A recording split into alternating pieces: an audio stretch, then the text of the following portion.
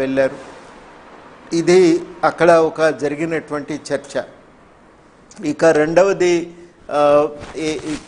అంశం ఏంటంటే విద్యుత్తు కొనుగోలు ఒప్పందాల విషయంలో జరుగుతున్నటువంటి చర్చ ఇప్పుడు అసెంబ్లీ వేదికగానే ఈ చర్చ తీవ్రమైంది. ఇందులో 3 అంశాలు ప్రధానంగా ముందుకు వస్తున్నాయి. ఒకటేమో ఛత్తీస్గఢ్తో పవర్ పర్చేజ్ అగ్రిమెంట్ అయితే, రెండవది యాదాద్రి థర్మల్ పవర్ స్టేషన్ ఏర్పాటు, మూడవదేమో భద్రాద్రి థర్మల్ పవర్ స్టేషన్. ఈ 3 అంశాల చుట్టూ తిరుగుతున్నది. వీటి వల్ల ఇవాళ మొత్తంగా ప్రభుత్వం అనుసరించిన విధానాల వల్ల విద్యుత్తు సంస్థలేమో తీవ్రంగా అప్పుల పాలైనాయి.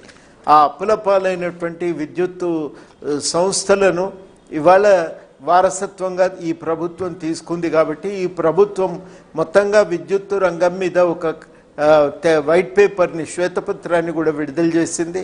వివిధ రకాలైనటువంటి వివరాలతో పోయిన అసెంబ్లీ సమావేశాల్లో ఆ శ్వేతపత్రాన్ని ప్రవేశపెట్టడం జరిగింది. అది వాళ్ళ జరిగింది. ఆ మొత్తం చర్చ ముదిరి ఇలా అసెంబ్లీ వేదికగా ఒక్కసారి బద్దలైంది.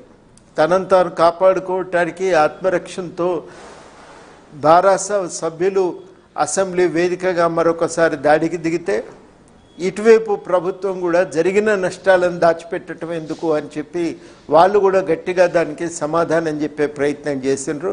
స్థూలంగా అంటే చర్చకు నేపథ్యం ఇవాళ జరుగుతున్నటువంటి చర్చలోని ప్రధాన అంశాలు ఈ రకంగా ఉన్నాయండి.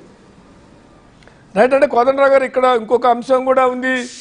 ఉదయ్ స్కీమ్ సంబంధించి కూడా పదే దానికి మీరేమో ఇందాక అన్నట్టుగా భద్రాద్రి, యాదాద్రి థర్మల్ ప్లాంట్ల నిర్మాణం వల్ల ఏం జరిగింది అనేటువంటిది భారం అయింది, దానివల్ల అప్పులు అయినాయి, కానీ ఆశించిన ఫలితాల కన్నా చేసిన అప్పులు ఎక్కువ ఉన్నాయి అనేటువంటి ఒక అంశం.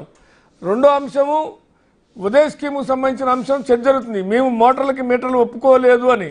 కానీ ఆల్రెడీ నిన్న కూడా మొన్న అసెంబ్లీలో శనివారం జరిగిన అసెంబ్లీలో కూడా దీని మీద వేడి చర్చ జరిగింది. ఉదయ్ స్కీమ్ ఏం చెప్పింది అంటే మోటార్లకు మీటర్లు పెట్టాలని ఉదయ్ స్కీమ్లో లేదు, కానీ ట్రాన్స్ఫార్మర్లు ఎక్కడైతే ఉంటాయో, ఫీడర్ ఛానల్ ఎక్కడైతే ఉంటాయో అక్కడ మీటర్లు పెట్టాలి, దానిలో ఎంత విద్యుత్ కాలుతుంది అనేది లెక్కలు తీయాలి అనేటువంటి దాని సారాంశం. మోటార్లకు మీటర్లు అంటే ప్రతి రైతుకి ఇండివిజువల్ మీటర్లు పెట్టడం దాని సారాంశం కాదు. అది ఒప్పుకున్నారా ఒప్పుకోలేదా అనేటువంటిది ఇంకొక అంశం.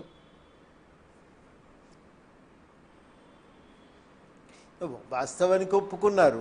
ఈ అసెంబ్లీ సమావేశాలు జరిగే వరకు అసలు ఈ ఒప్పందం జరిగిందా లేదా అనేది కూడా ఎవరికీ తెలియదు. కానీ ఈ అసెంబ్లీ సమావేశాల్లో అసలు మేము అట్లాంటి ఒప్పందాలే చేసుకోలేదని మరొకసారి ప్రతిపక్షం బుకాయించగా అధికార పక్షం డాక్యుమెంట్ తీసి సభ ముందు పెట్టింది. ఆ సభ ముందు పెట్టేవరకు ఇంకా మాట్లాడటానికి ఆస్కారం లేకుండా పోయింది. ఇదంతా 2016-17 నాటి పరిస్థితి అండి. అప్పటికి తెలంగాణలో ఉన్నటువంటి డిస్కంలకు విపరీతమైన నష్టాలు ఎదుర్కొంటున్నాయి. వాటికైన ఖర్చుకు వసూలు చేస్తున్నటువంటి మొత్తానికి మధ్యన వ్యత్యాసం ఉంది.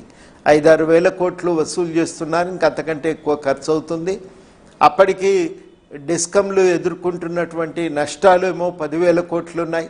వాళ్ళు చేసిన అప్పులు 11,000 కోట్ల దాకా ఉన్నాయి. మొత్తం మీద పీకల దాకా అప్పుల పాలైనటువంటి ఈ మొత్తం విద్యుత్ రంగాన్ని బాగు చేయటానికి ఉదయ్ స్కీమ్ పేరుతో కేంద్రం అప్పులు ఇవ్వటానికి ముందుకొచ్చింది. దాంట్లో ఉదయ్ స్కీమ్లో బాగా స్పష్టంగా చెప్పింది ఏంటంటే, బ్యాంకు రుణాల సదుపాయాన్ని కల్పించే బాధ్యత కేంద్రం తీసుకున్నది. అదేవిధంగా బొగ్గును సరఫరా చేయటం, నాణ్యమైన బొగ్గును అందుబాటులో ఉంచటం, ఇది కేంద్ర ప్రభుత్వం తన బాధ్యతగా తీసుకుంది. రాష్ట్ర ప్రభుత్వాలు ఏం చేయాలంటే దఫాల వారీగా మొత్తానికి బాండ్స్ రూపంలో వాళ్ళు అప్పులు తెచ్చి ఆ డిస్కంల అప్పులన్నింటినీ వాళ్ళు తమ పేరు మీదకి మార్చుకోవాలి. అది ఒక భాగమైతే, రెండవ భాగము డిస్కంల నష్టాలను పూరించడానికి రకరకాల చర్యలు తీసుకోవాలి.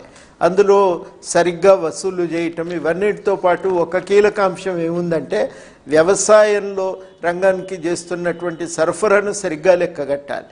సాధారణంగా ఏం జరుగుతుందంటే వ్యవసాయానికి ఎంత సరఫరా చేస్తున్నారో లెక్కలేకపోవటం చేత ఆ వ్యవసాయానికి మొత్తంగా